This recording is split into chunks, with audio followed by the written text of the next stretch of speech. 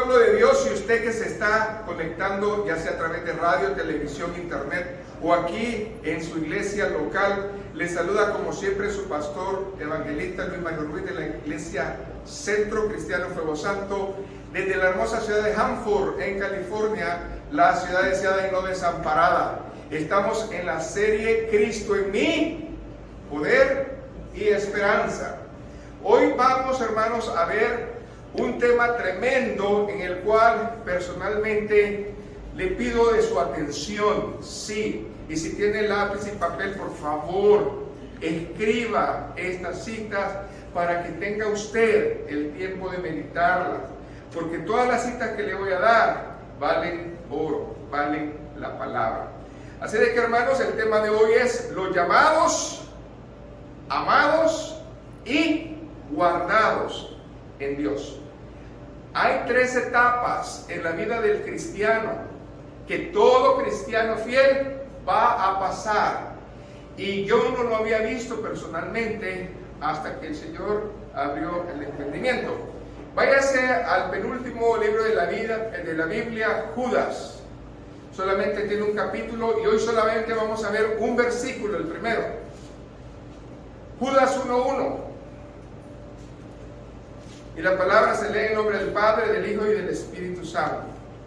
Judas, siervo de Jesucristo y hermano de Jacobo, a los llamados, santificados en Dios Padre y guardados en Jesucristo. Buen Dios y Padre, aquí estamos delante de tu presencia. Espíritu Santo, bienvenido seas, porque tú, el verbo, la palabra, ya estás presente en nuestro corazón y estamos dispuestos a recibir de ella.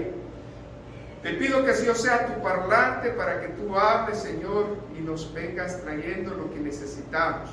En el nombre de Jesús, el pueblo dice, amén. Puede sentarse, por favor. Gloria a Jesús. Nosotros como cristianos, la mayoría de veces cuando leemos la Biblia, lo hacemos en libros que nos recomiendan, salmos, proverbios, incluso ciertas epístolas, los evangelios, pero muy raramente nos aconsejan que nosotros leamos el libro o la epístola de Judas.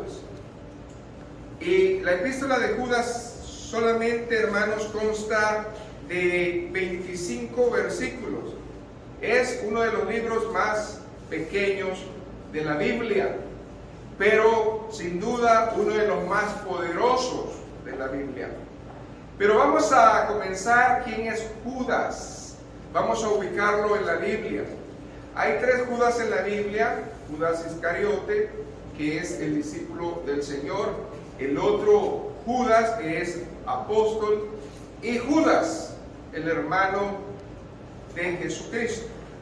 Ahora bien, para ubicar quién está escribiendo esta epístola, tenemos una referencia en la Biblia y la vamos a llevar a cabo. Váyase, por favor, no me pierda la escritura original. Váyase a Mateo, en el capítulo 13. En el verso 55 hay una pregunta. Y esta pregunta nos va a dar luz de la familia de Jesús. Porque Jesucristo en carne tuvo hermanos y hermanas, aunque muchos no lo acepten así, porque en aquel entonces la palabra hermano se usaba mucho con la asignación de primos. Así de que nosotros solamente referimos esto a la palabra del Señor. Así de que si usted está, hermanos, en este día conmigo, démosle lectura. Mateo 13:55 dice: ¿no es este el hijo del carpintero? ¿Quién es el carpintero? José.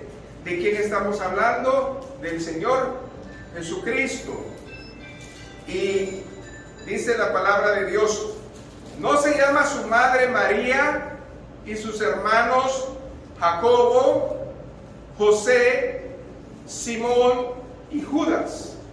Aquí vamos a identificar dos personajes que Dios usó para escribir epístolas. Por ejemplo, usó a Santiago y también usó a Judas, el cual nos estamos refiriendo hoy en esta hora.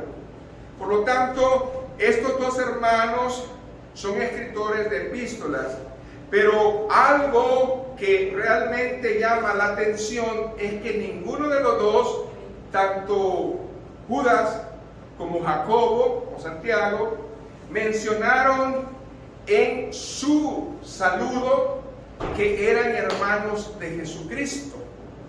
Entonces la pregunta es, ¿por qué lo hicieron?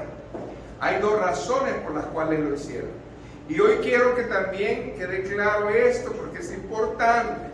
Ahora bien, si usted lee Santiago 1:1 solamente de referencia, escribe esa escritura. El saludo de Santiago se describe como siervo de Dios y del Señor Jesucristo. Nunca menciona que es hermano de Jesucristo. Y luego Judas también habla que es siervo de Jesucristo. Pero aquí hace mención de que es hermano de Jacobo. Ahora bien, se dio el tiempo de decir que era hermano de Jacobo, pero no se dio el tiempo de decir que era hermano de Jesucristo. ¿Por qué? Porque hay una razón de peso y esa razón se divide en dos partes. En primer lugar, creemos que ninguno de ellos, cuando Jesucristo estuvo de pequeño hasta adulto, creyó en Él. No creyó su propia familia de que Jesucristo era el Mesías, ni mucho menos el que venía como Redentor. Eso lo vemos claramente en las Escrituras, que la propia familia de Jesús lo rechaza.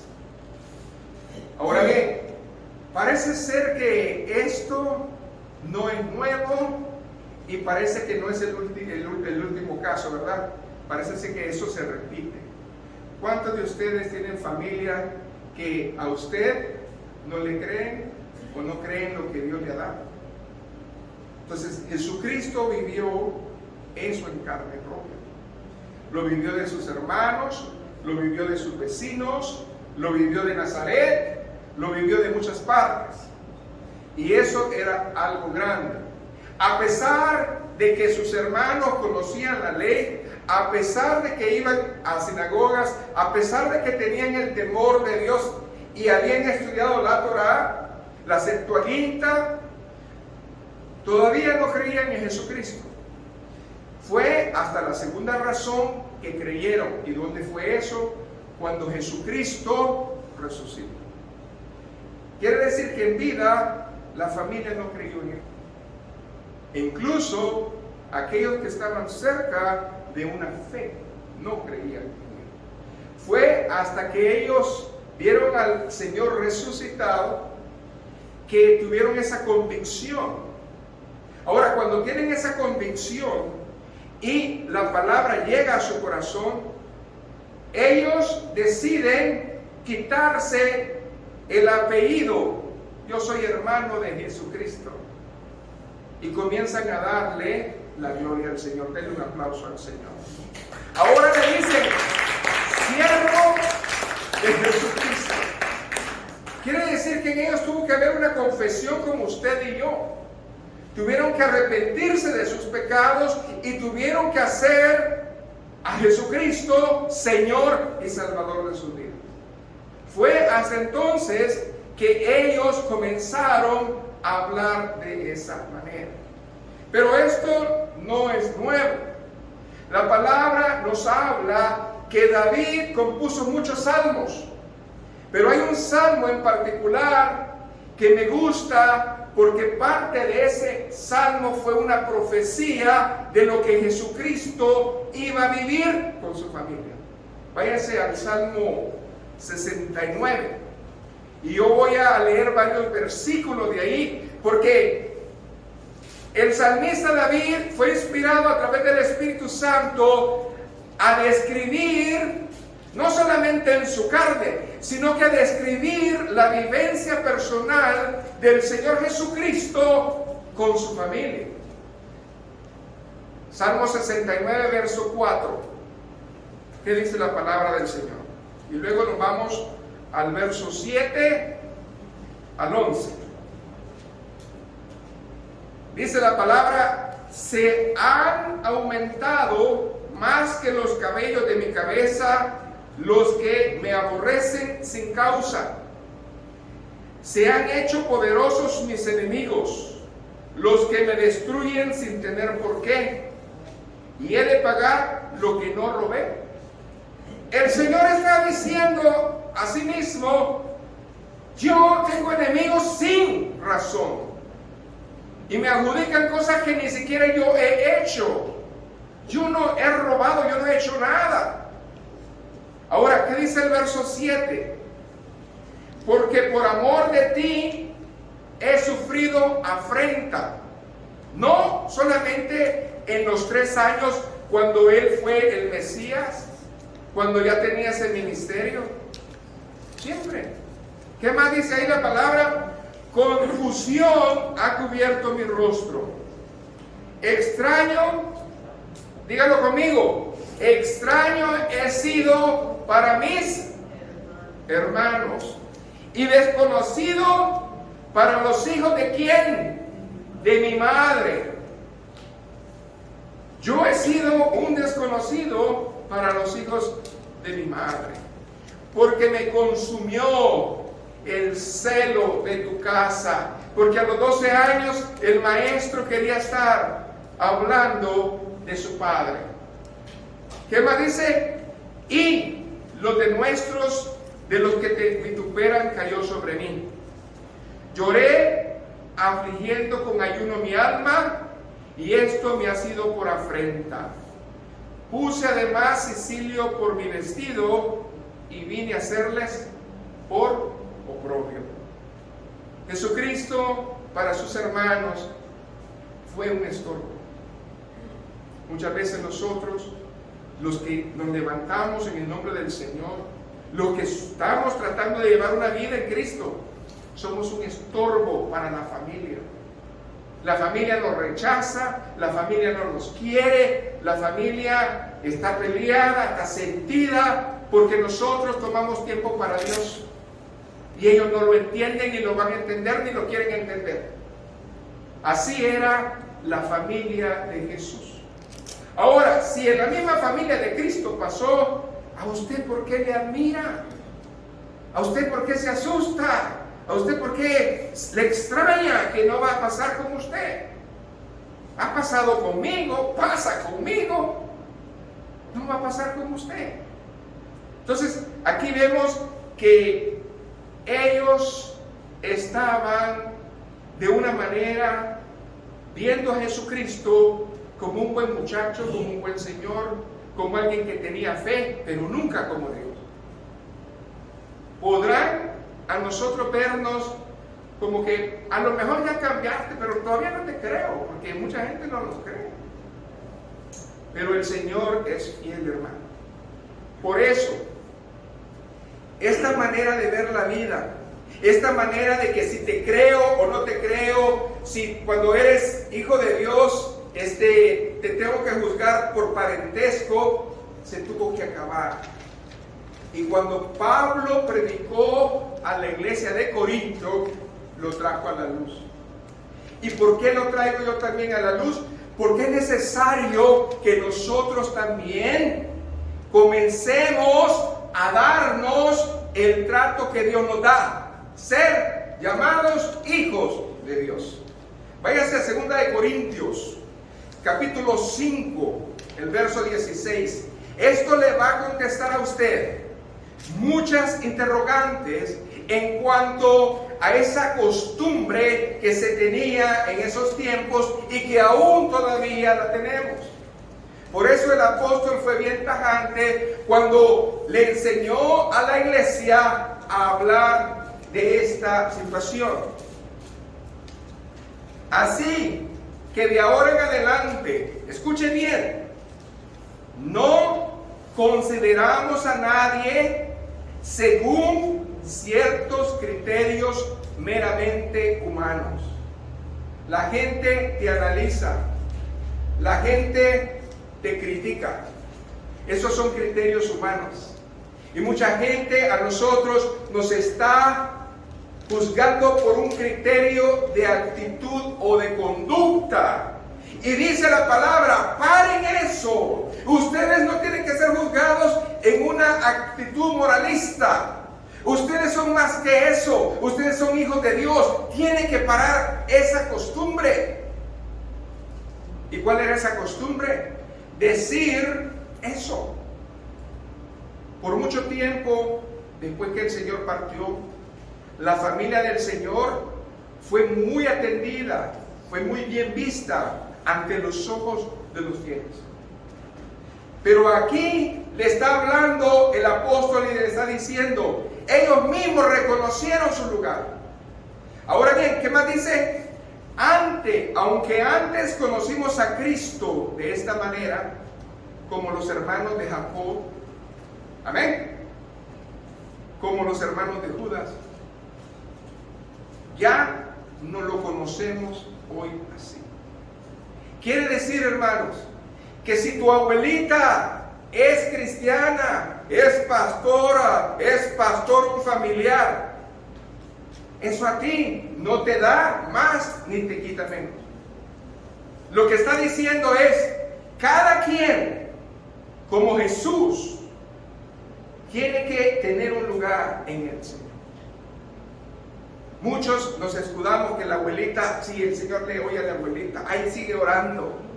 Esa no es el evangelio que Dios nos enseña. El evangelio que Dios nos enseña es que nosotros debemos de quitar, romper los criterios. Esa supuesta fe que nosotros tenemos y que a este sí le oye Dios y a mí no me oye Dios. Así de que tú ora. No, hermano, no es de esa manera que Dios quiere que nosotros lleguemos o entendamos. Amén. Ahora bien, Judas entonces, siendo hermano del Señor, Santiago siendo hermano del Señor, no comprendieron en vida cuando estaba el Señor quién era su Señor. Pero ahora entienden. Y ellos en sus cartas han decidido no decir yo era el hermano de Jesucristo. Ellos comienzan a decir yo ya no voy a hacer eso. Yo lo que voy a hacer es decir que Él es mi Señor, que yo soy siervo de Él. Imagínense qué contraste. Después de haberlos rechazado, ahora entender la gracia de Dios sobre sus vidas. Eso sin duda es alguien que ha aceptado a Jesucristo, alguien que realmente le ama. Entonces, hermanos, Dios ve algo diferente. ¿Quién entonces fue Judas en la iglesia? Judas, el escritor de esta carta, que es el hermano de Jesús, era un fiel que era muy amado y querido en la iglesia de Jerusalén, que tenía autoridad, tal autoridad que él estaba autorizado para escribir consejos o para escribir cosas del Señor. Ahora bien, ¿dónde es que comienza todo esto de Judas? No lo sabemos. ¿Cuánta gente? Tampoco lo sabemos. Lo que sí sabemos es que a él lo comisionaron para que fuera a ser un misionero a una parte. Y ahí en esa parte, él aprovechó que Dios, hermanos, le dio conocimiento. Esa revelación, esa bendición que él tenía. Y hoy vamos a aprender de este grupo, que este grupo se extiende y nos comparamos a ese grupo por la razón que es. Ahora bien, Judas vivió en un tiempo en donde los cristianos eran seguidos, vituperados, eran perseguidos por el ejército romano. Pero también vivió en un tiempo en donde los gnósticos, que eran los maestros falsos, hablaban acerca de una super espiritualidad, que no existía alguien superior a lo que ellos creían. Por lo tanto, esa clase de doctrina comenzó a meterse a las iglesias. Una puerta, una ventana que usted en el espíritu deje abierta, el enemigo se va a meter. Y cuando se mete el enemigo, va a sembrar cizaña. Y dice la palabra de Dios que en ese tiempo mucha, pero mucha semilla mala fue sembrada, que dio fruto en una falsa doctrina, en la cual muchos creyeron. Ese era el escenario que tenía Judas en ese tiempo. Ahora bien, ¿en qué año más o menos se dibuja Judas? Estamos hablando en el año 67 al 69 después de Jesucristo. En ese año más o menos es que él comenzó, hermanos, a escribir eso. Hay una gran polémica en cuanto a si el apóstol Pedro se escribió segunda de Pedro primero o se escribió Judas primero, o si toda esta palabra de segunda de Pedro y Judas venía de otro libro. La cosa es que cuando usted, por favor, si tiene tiempo en su casa, agarre segunda de Pedro y compárale con Judas, y va a ver un paralelismo tremendo, y va a comenzar a ver que está hablando de lo mismo. Algo que le quiero decir es que Judas tenía habilidad por escribir. Dios le dio esa bendición de revelación y escribía. Y cuando él comenzó a escribir su carta, él probablemente pensó en escribir, voy a escribir para animar a los hermanos, o voy a escribir acerca de otra cosa. Pero resulta que la revelación y la carga que Dios le puso a él fue acerca de un tema muy especial, y eso es la apostasía. ¿Qué es la apostasía? La doctrina que está en contra de la verdad en Jesucristo. Entonces, nosotros como cristianos necesitamos escuchar y saber qué es esa doctrina, para que no nos confundamos. Y eso es exactamente lo que este varón tenía. ¿Cuál es el tema pues de Judas? La certeza, la seguridad de que ellos vivían en tiempos de apostasía. Judas tomó en sus manos pues esa bendición para que no hubiera otra cosa. En otras palabras, lo que Dios hizo en Judas fue darle una luz para que pudiera iluminar el camino de la iglesia que estaba caminando en oscuridad. Y la luz que los estaba guiando era la luz de los apóstoles, de los falsos maestros. A pesar de conocer las escrituras, muchos torcieron la escritura. A pesar de que nosotros nos han predicado la sana doctrina, hay muchos en todos lados torciendo todavía las escrituras. Y eso es algo terrible. Así de que cuando este siervo, porque no es un apóstol, podemos considerarlo como un siervo mejor.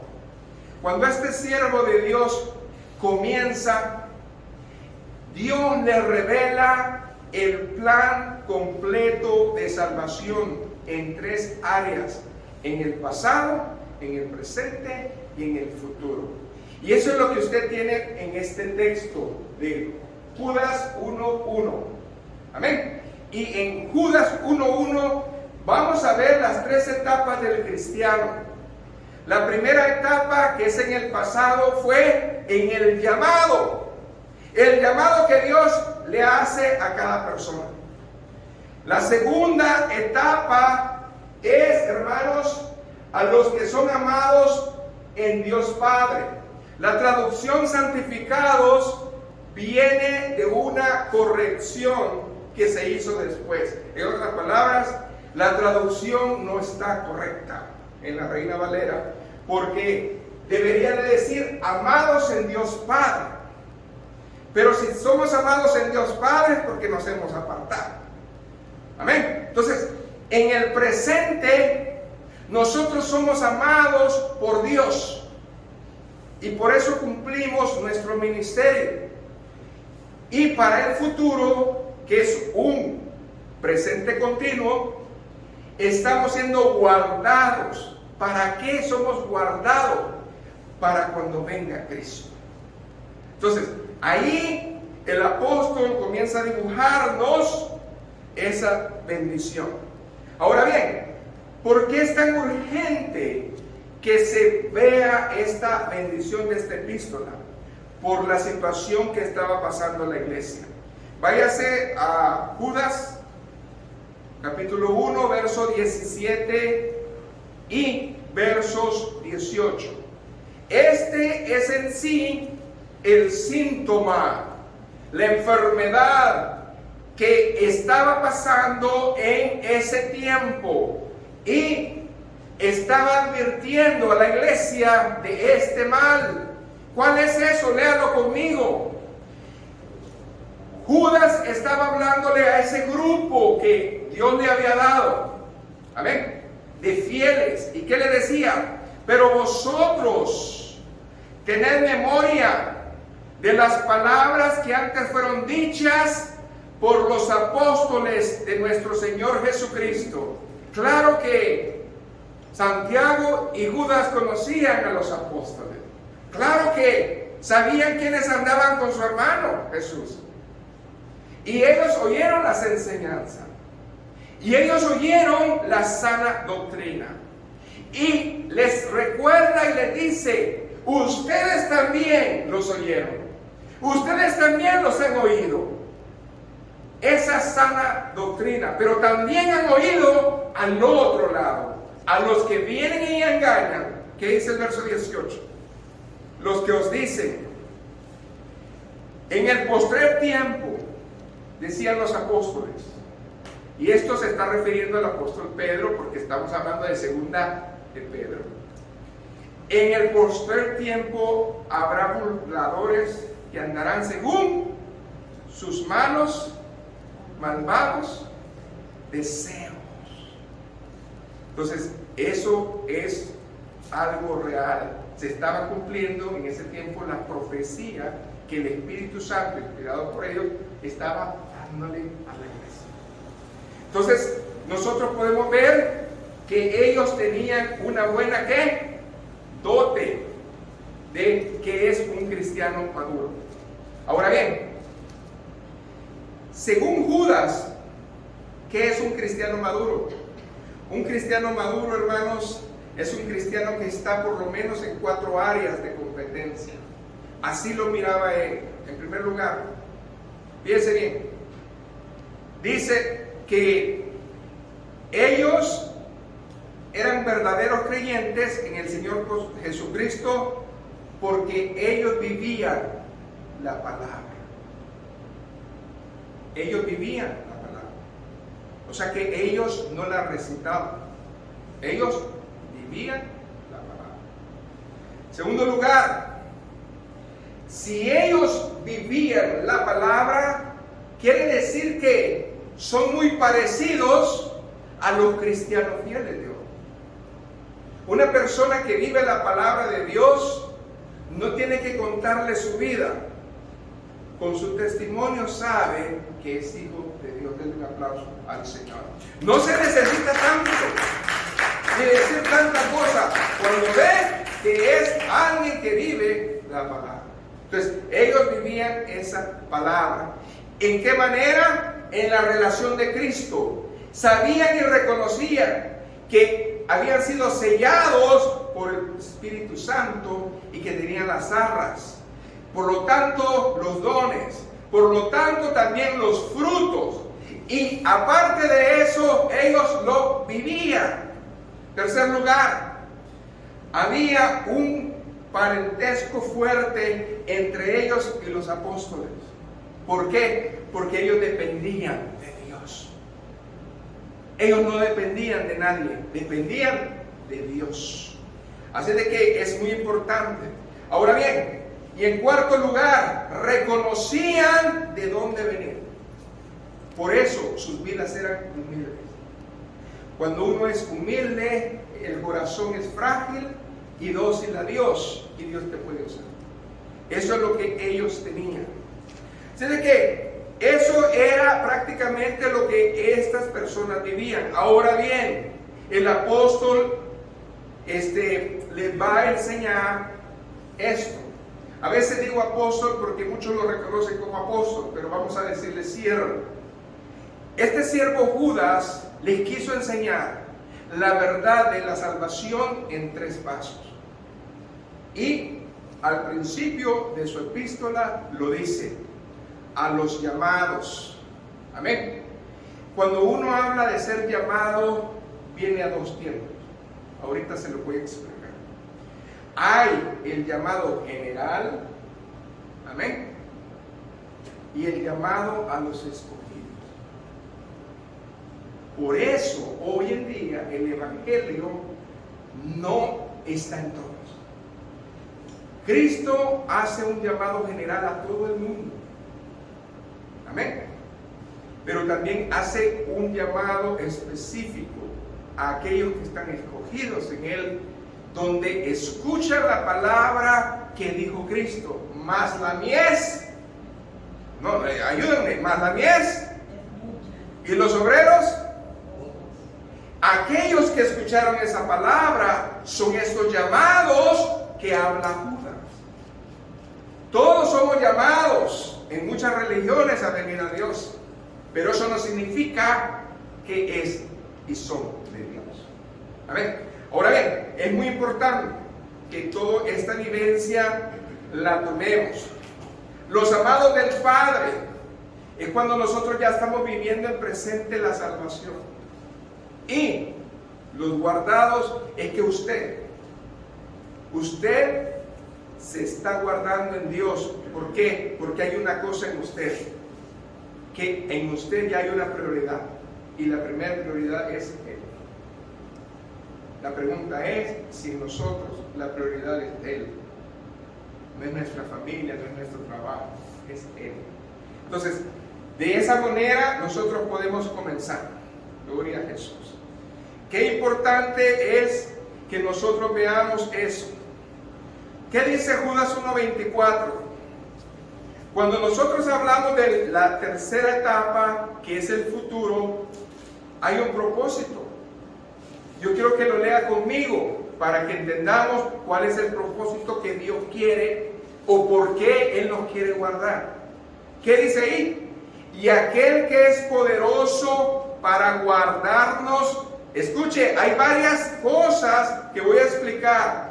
¿Cuáles son las razones por las cuales Dios nos quiere guardar? Aquí hay una: de no caer, la tentación. Segundo, presentarnos sin mancha delante de su gloria. ¿Se acuerdan? Ya explicamos la gran diferencia de la ¿qué? Mancha y de la arruga. Qué casualidad que ahora estamos discerniendo que en todas las epístolas y todos los siervos de Dios no hablan de la arruga, siempre hablan de la mancha. ¿Por qué? Porque somos pecadores, pero eso, hermanos, cuando estamos apartados, es fácil, hermanos, venir a Dios. Es fácil reconocer dónde estamos. Ahora bien, por eso es importante.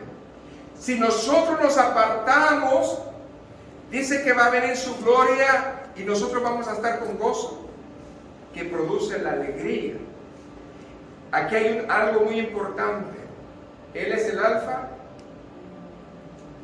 A ver, marque esto. Él es el alfa y la omega de nuestra salvación. ¿Por qué lo dice en este texto? Porque solamente cuando usted venza, cuando el Señor lo llame, cuando usted esté con Él, va a entender que Jesucristo lo guardó para ese día. Por eso dice, yo soy el principio y yo soy el fin en tu proceso de salvación. Quiere decir que desde que nos llama hasta el día de hoy en presente y hasta que Él venga o te lleve, el Señor te dice, yo soy el principio, yo soy el fin en tu salvación. Yo pensaba que nomás aceptando a Cristo y era todo. Escuche cómo la palabra nos está hablando. Somos llamados cuando escuchamos el llamamiento del Evangelio por primera vez. Cualquier persona que le predican ha oído un llamado. Venga el Señor Jesucristo. Amén. Ese es un llamado general.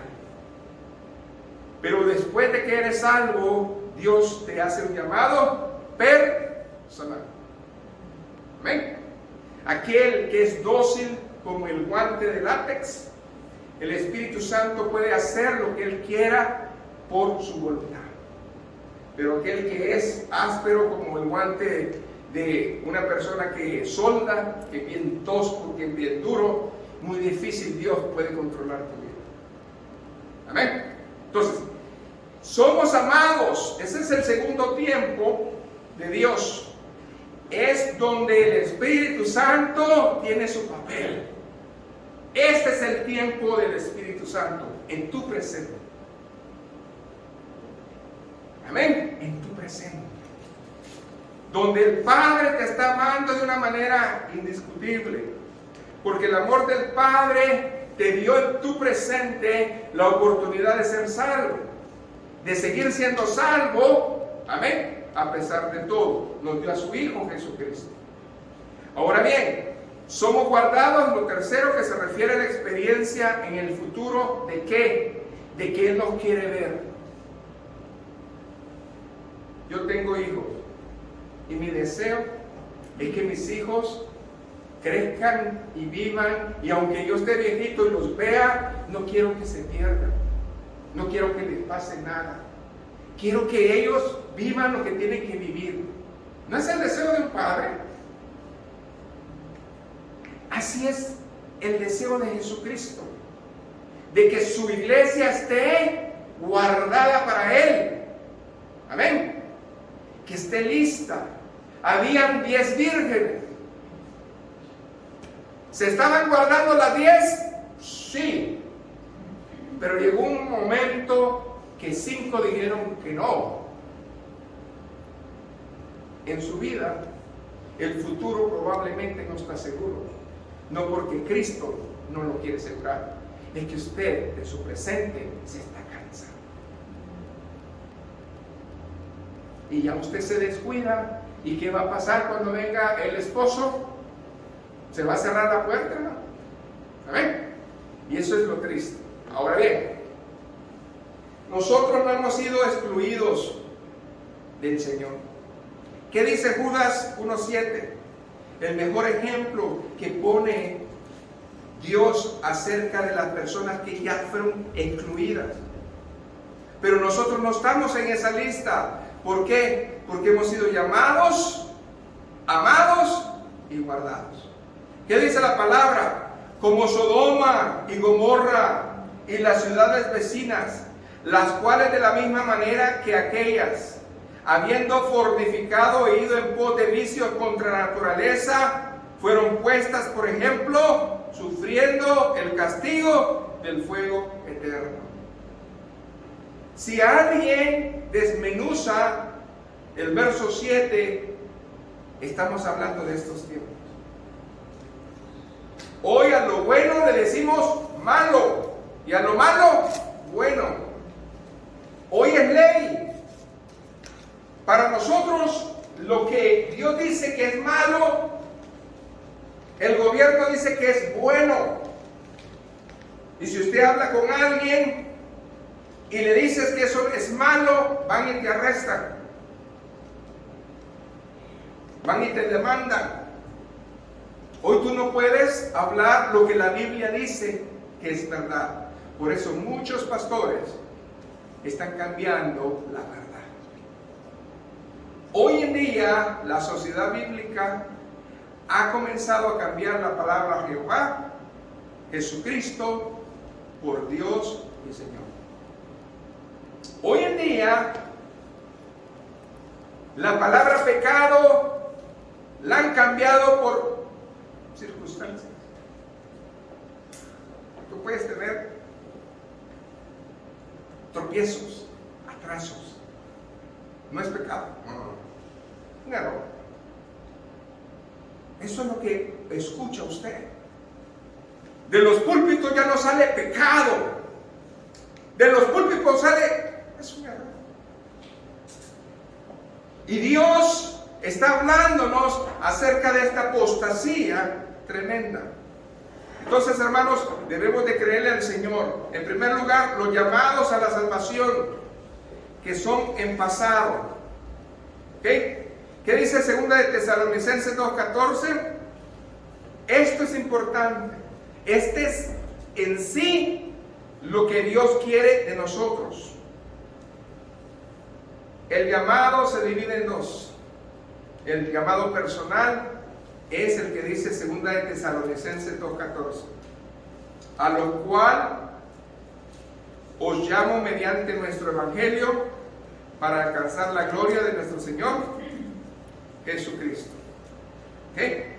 Entonces, nos habla de nuestra condición previa y nos habla acerca de que debemos nosotros, hermanos, de estar listos. ¿Cuántos de nosotros hemos oído la exhortación que el apóstol Pablo habla a la iglesia de Corintio? ¿Pero por qué Corintio? Porque Corintio, hermano, era una iglesia que tenía todo, pero le faltaba una cosa. Le faltaba amor a Dios, sujeción a Dios. Entonces, era una constante exhortación. Y yo le voy a leer esta cita, solamente apúntela para sus notas. 1 de Corintios 1, 26 al 29. Escuche bien cómo es importante que nosotros entendamos esto del llamado. Mirad, hermanos, vuestra vocación, que no sois muchos sabios según la carne, ni muchos poderosos, ni muchos nobles, sino que lo necio del mundo escogió Dios para avergonzar a los sabios, y lo débil escogió Dios para avergonzar a lo fuerte, y lo vil del mundo y lo menospreciado escogió Dios, y lo que no es, para deshacer lo que es, a fin de que nadie se jacte en su presencia. La salvación no es producto de sus obras ni de mis obras, de que tanto fe tenga o que tanto fe no tenga. La salvación es un producto de amor, es un producto de un plan, de un propósito que Dios tiene. Dios te da a ti, si eres el escogido, la fe necesaria para que creas en Él. Porque en el primer llamado que Dios hace al hombre, amén, Juan 3:16, que dice, porque de tal manera amó Dios al mundo que ha dado a su Hijo unigénito, para que todo aquel que en Él creyera, cree, no se pierda, mas tenga vida eterna. El llamado general. ¿Cuántos hacen caso de ese llamado general? Pocos. Usted es iglesia, es cristiano, gloria a Dios, cuerpo de Cristo. Pero viene un llamado más personal. Y en ese llamado más personal hay menos. La mies es mucha. Los obreros. ¿Los obreros cuántos son? Pocos. Entonces hay un problema de gravedad. Mateo 22:14 dice que muchos son los llamados, pocos los escogidos. Juan 1:9 dice que la luz de Dios alumbra al hombre. ¿Y qué es eso, pastor? ¿Usted se deja alumbrar por la palabra? Amén. Vas a encontrar que hay necesidad. Pero si usted nunca agarra este libro, nunca va a encontrar que hay necesidad. La luz de Dios alumbra al hombre. La palabra de Dios alumbra tu corazón para que veas que hay necesidad. Amén. Gloria a Jesús. Entonces, debemos nosotros de caminar en ese sentido. El llamado a los escogidos o convocados, dice Pedro 1:9, primera de Pedro 2:9, que hemos sido convocados por Dios para salir del mundo y ser nación apartada. Amén. ¿A quién más convocó Dios? A Israel, para ser una nación apartada. ¿Israel obedeció el primer llamado? Sí lo obedeció. ¿Obedeció el segundo llamado? No lo obedeció. Se quedaron en el desierto y murieron en él. Amén. Él quería que allá en el monte le adoraran. ¿Y adoraron a quién? A un becerro. No le adoraron. No esperaron en él. Entonces, significa que si usted está esperanzado solamente en decir, bueno, yo creo en Dios, yo acepté a Cristo, pero sus acciones demuestran lo contrario, es que usted no ha entendido su llamado. Y eso es lo primero que la palabra dice. Ustedes son llamados, hijos, llamados. Cuando uno es llamado, hermano, comienza a cambiar, comienza a mostrar algo. El hombre escucha la voz de Dios, pero eso va a traer un efecto y consecuencia. Yo no sé qué efecto ni qué consecuencia ha traído a su vida haber escuchado la palabra de Dios. Pero dice que la fe viene por el oír. Y el oír, apostasía, no, la palabra de Dios. Cuando no viene adulterada, viene filosa, pero te cura. Amén. Te va a doler porque te están diciendo tu verdad, pero al mismo tiempo sabes que es necesario. Tómate la medicina. No, mamá, no quiero. Sigue como está. ¿Por qué dura más enferma la gente? Porque es necia. Pueblo rebelde. No dijo Jesús. No dijo el Padre. No dice los siervos de Dios. Somos rebeldes. No queremos caminar. Ahora bien, la segunda parte, los amados en Dios, en el presente. Fíjense bien, cuando yo escucho que nosotros somos los amados de Dios, está diciendo la palabra, somos los apartados de Dios. Amén. Llamados a ser santos en cualquier lugar que invoquen el nombre de Jesús. Judas, quién sabe a dónde andaba, pero en ese lugar donde estaba, invocaban el nombre de Jesús. Amén. Y otra cosa que usted probablemente no sepa, pero ese pueblo que estaba con Judas era un pueblo que amaba la palabra. Era un pueblo parecido al pueblo de Berea.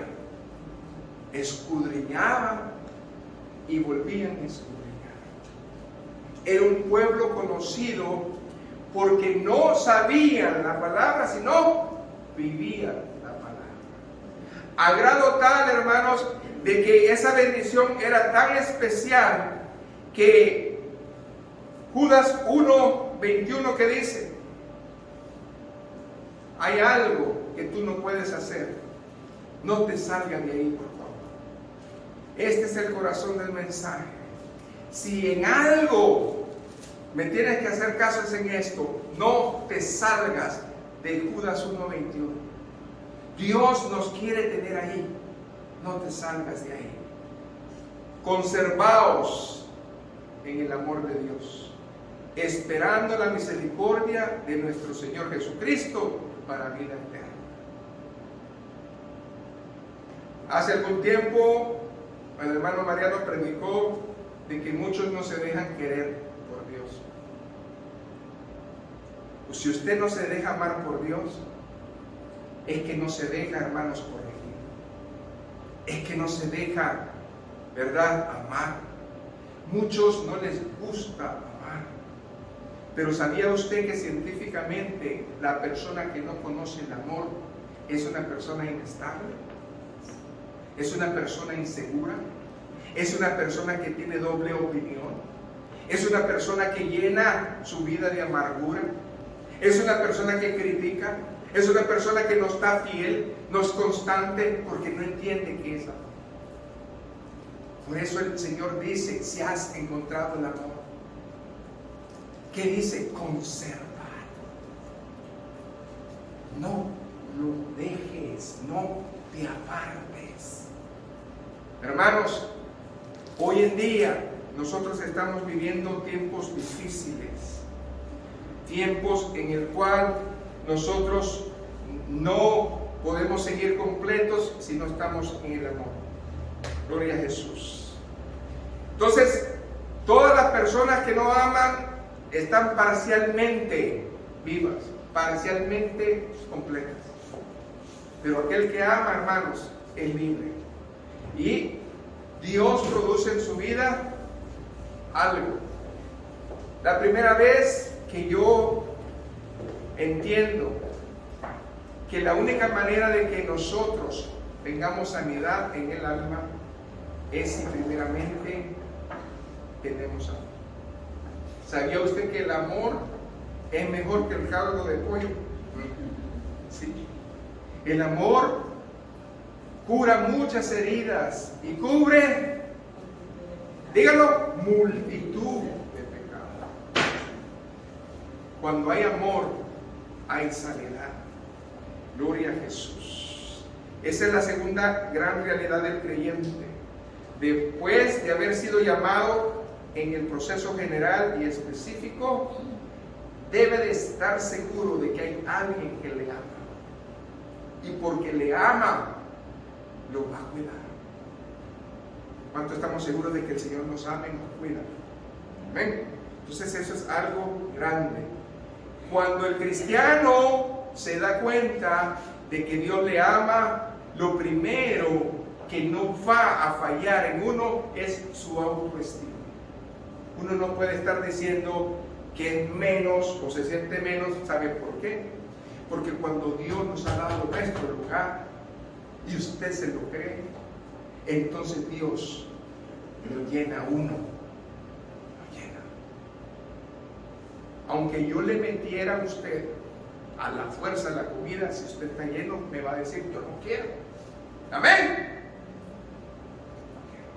Si usted está lleno del Señor, no va a haber nada que le vaya a quitar esa bendición. Amén.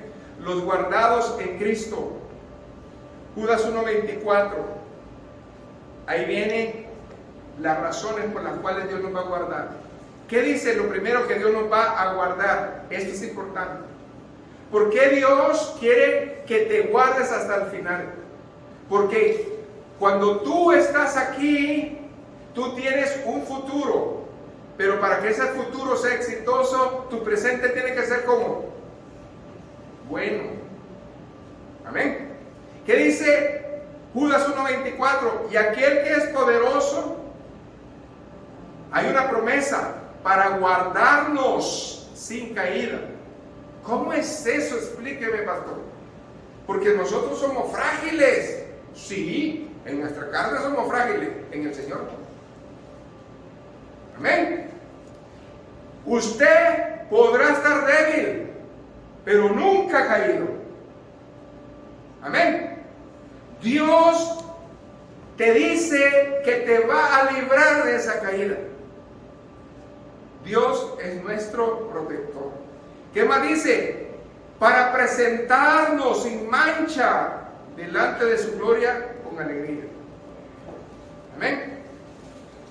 Ahora bien, 1 Pedro 1:5 dice que vamos a ser guardados en el poder de Dios mediante la fe para la salvación que está preparada para ser revelada en el último tiempo. la salvación que está preparada en el último tiempo. Hermanos, no estamos tan lejos de esa bendición. Somos guardados de la tentación. Somos guardados de toda la bendición. Ahora bien, hoy estamos viviendo literalmente los tiempos de Apocalipsis 3:10. Váyase a Apocalipsis 3:10. ¿Cuál es esa iglesia, hermanos? Esa es la iglesia fiel, la iglesia de la Filadelfia.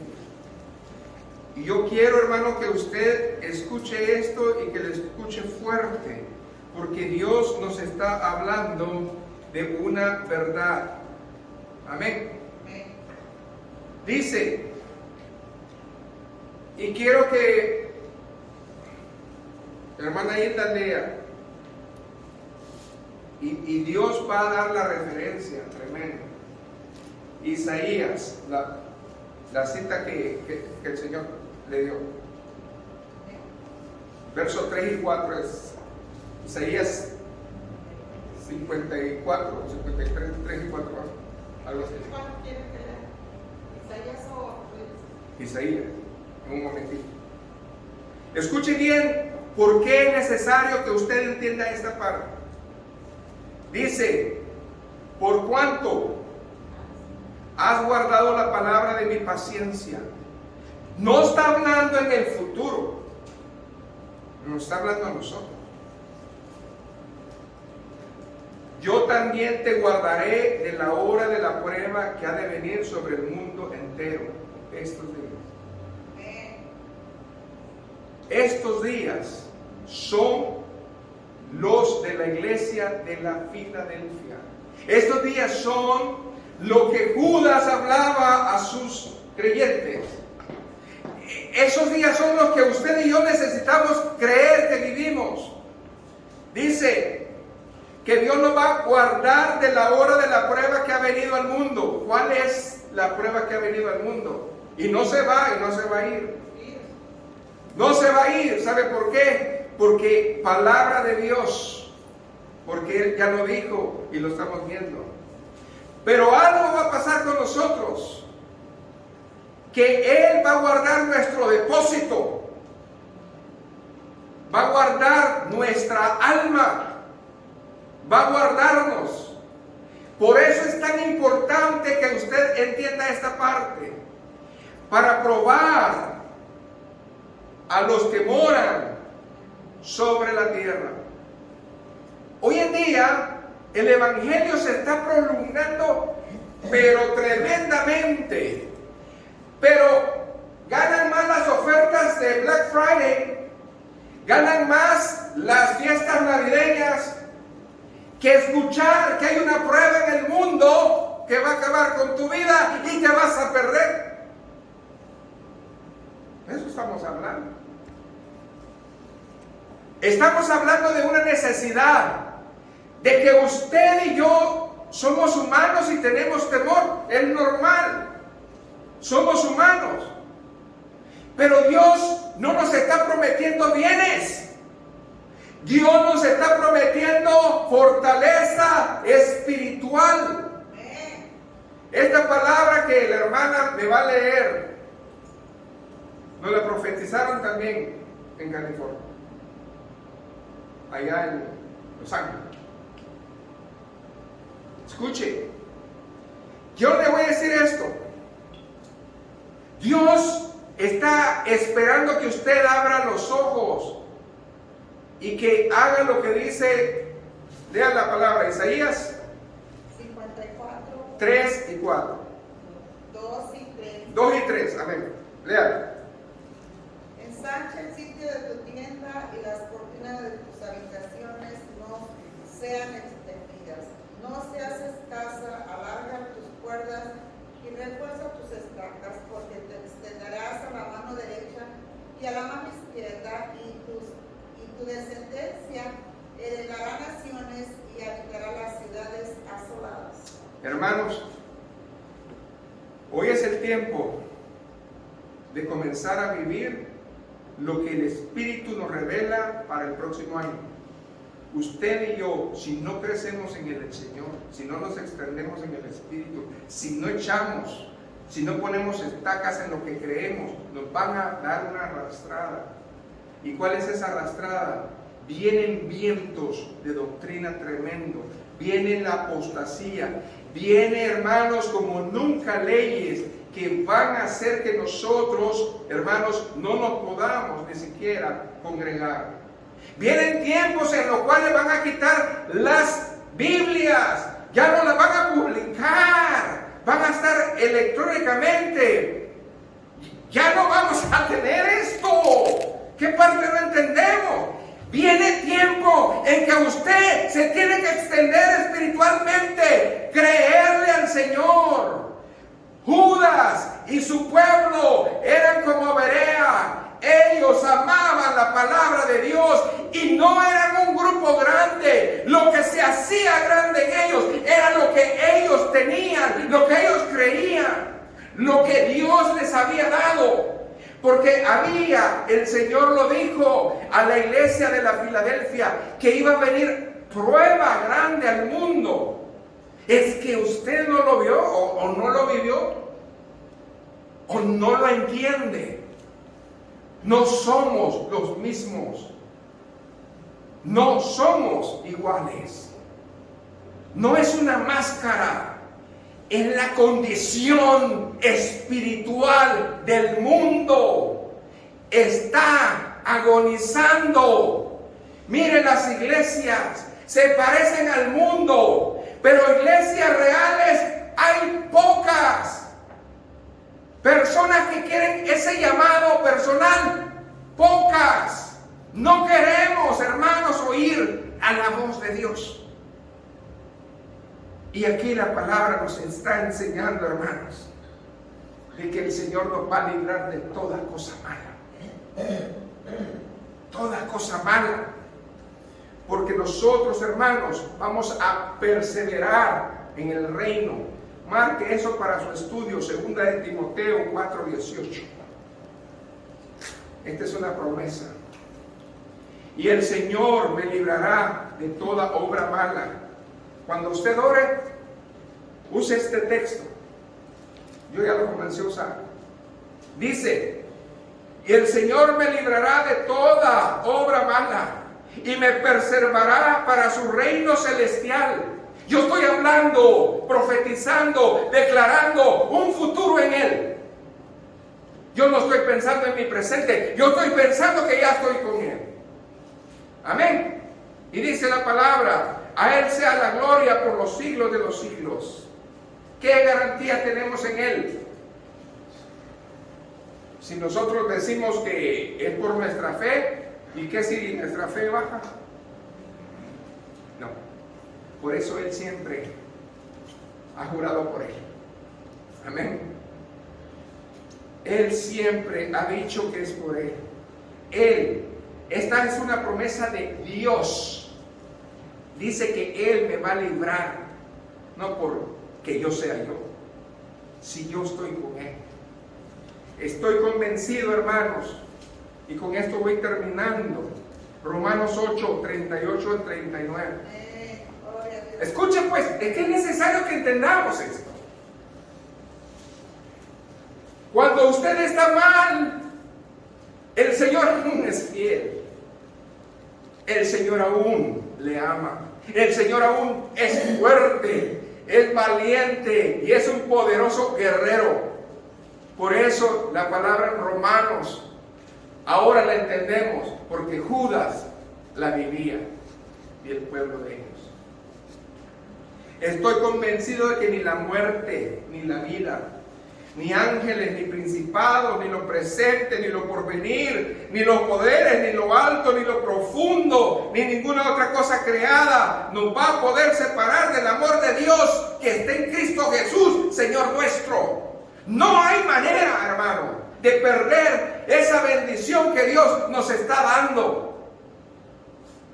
Yo no quiero pensar en el pasado, ni tampoco anclarme a mi presente. Yo tengo un lugar donde voy. Yo tengo un sitio donde ir y esa es mi fe y debe ser su fe de que Dios nos está guardando no para este día, sino para una eternidad. Denle un aplauso al Señor y dígale gracias, Señor, por tu don inefable.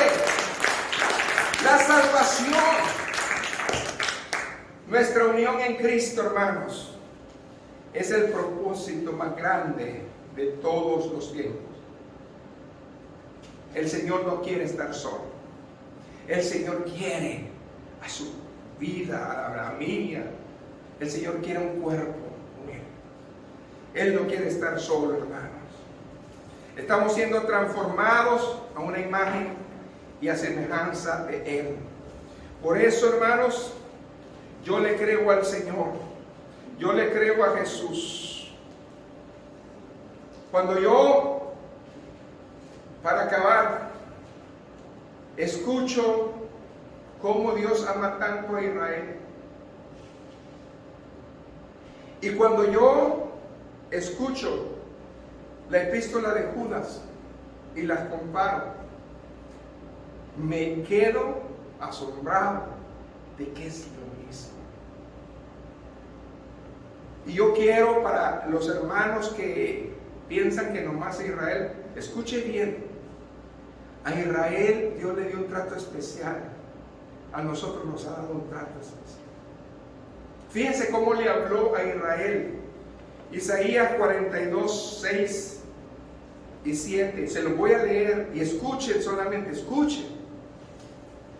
Yo, Jehová, te he llamado para justicia y te sostendré por la mano, te guardaré y te pondré por pacto al pueblo, por luz a las naciones, para que abras los ojos de los ciegos, para que saques de la cárcel a los presos y de casas de prisión a los que moran en tinieblas. Eso les prometió al pueblo de Israel. Y eso es lo que la iglesia hoy está haciendo y viviendo. Isaías 48, 12 dice: óyeme, Jacob, y tú, Israel, a quien llamé. La primera cosa, llamado general. Yo mismo, yo el primero y yo también el postrero. Acabamos de leer que Cristo es nuestra alfa y omega de nuestra salvación. Es lo mismo. Amén. Dios no se confunde. Yo hablé y le llamaré y le traeré. Por tanto, será prosperado tu camino. Dios se ha tomado el tiempo de traerlo, de cuidarlo y de amarlo. Y dice todavía: por tanto, voy a cuidar tu camino. ¿Se acuerda de esa joya preciosa que el Señor nos dio? ¿Cuál era? Sobre ti fijaré mis ojos. ¿Cómo va a ser el texto? Y te haré entender y te enseñaré el camino en el que debes de andar. Sobre ti fijaré. Te haré entender y te enseñaré el camino, tu llamado, que yo te amo y te estoy guardando, para que cuando yo venga o te mande a llamar, tú estés a mi lado. ¿Cuántos queremos eso? ¿Cuántos queremos eso, hermano? Pero no lo vamos a conseguir si nosotros despreciamos el segundo llamado. Porque el segundo llamado, hermanos, es de los valientes.